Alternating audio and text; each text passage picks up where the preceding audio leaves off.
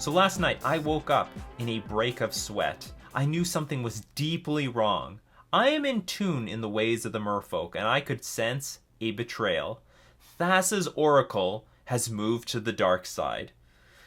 What's happened is that Pioneer has a new Splinter twin. No, not that Heliod walking ballista bullshit. That's nothing. That's child's play. A real Splinter twin with Inverter of Truth. This is the new breakout deck. This is the most disgusting combo deck ever to see play in Pioneer, using Thassa's Oracle and Inverter of Truth. How does this work? Inverter of Truth is going to exile basically their library and flip it with their graveyard, which is going to have very few or no cards in it. Then you play Thassa's Oracle, and of course, if the devotion is equal or greater than the number of cards left in your library, you automatically win the game.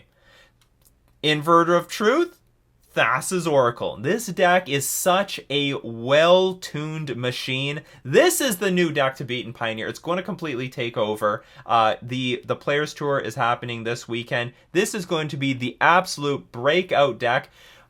You can't speculate on any of the cards. It's too late. Like, all the cards are going to be rising. This deck is going to be the new deck to beat in Pioneer. It's incredibly consistent. Look, you got Thassa's Oracle. It's good in the beginning and it's good at the end. You can stack your library in the way that you need to find the land drops, the right combo pieces, whatever you need to stitch together in order to eventually combo off from Inverter of Truth, which, by the way, is like a 6/6 flyer in its own right. It doesn't even need to combo off, I think, half the time. But it's going to enter the battlefield, and with little to no library, it exiles it.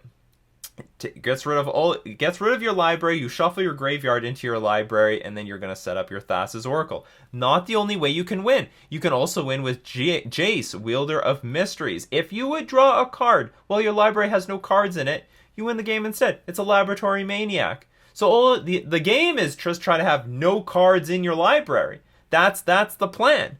So how the hell are you going to do this? It's a blue-black control deck. It's got everything. It's got Fatal Push. Kill every single creature. The mono-green decks with Mana Dorks. That's one of the biggest problems in Pioneer. This deck can defeat that. No problem. You have turn 1 Elf. I have turn 1 Fatal Push. Destroy it.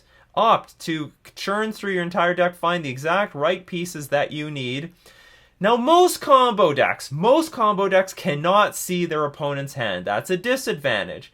This deck has no problem seeing their opponent's hand.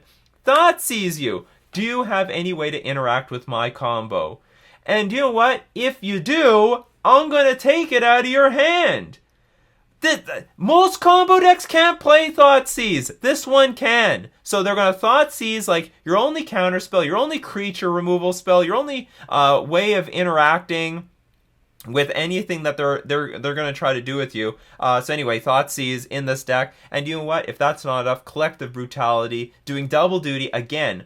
It can kill creatures.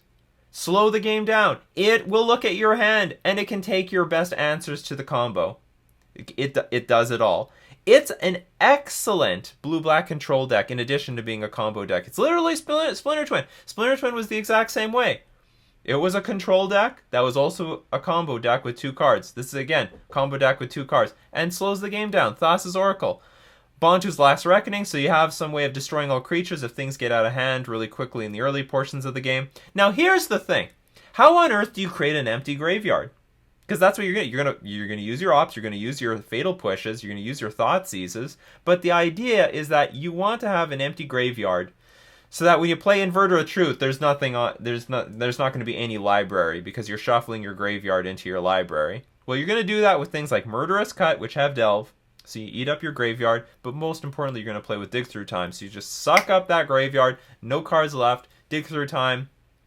Dig Through Time is living on borrowed time. I think it's going to be the end of Dig Through Time, if you ask me. I mean, I'm not calling for bans, but let's be serious. Dig Through Time and Treasure Cruise are banned in everything. I don't know why they allowed to leave these cards alone. Eventually, they're going to get broken, all right? And I think that eventually is today.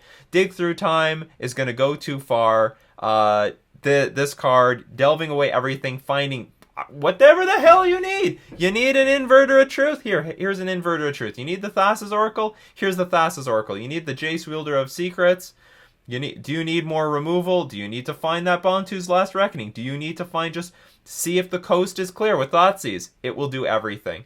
So yeah, and like as a control deck, you're going to build up the mana. You're going to build up the mana. You can get to 7, 8 mana and get, or even 9 mana. Play your Dig Through Time, play your Thoughtseize, and then go Inverter of Truth, Thassa's Oracle for victory.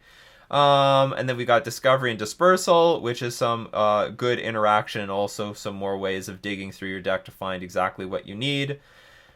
This is going to be the new deck to beat. That's for sure. Now, I think Dig Through Time, as I said, is living on borrowed time. This might be the end of Dig Through Time. That being said, I don't think any of these combo pieces should be banned. I mean, a lot of people are saying, oh, Thassa's Oracle should be banned. Like, come on. This was meant to be a combo card. I mean, this deck is exactly what it was built for. I didn't even agree with the banning of Felidar Guardian. Why even have combo deck as a potential strategy when you don't let any of the combo decks even play? And it's going to be this is going to be a hard combo to interact with because traditional removal is not going to work. If the deck has no cards in it, Thassa's Oracle wins anyway when the trigger resolves. Because Thassa's Oracle says like it needs to be equal.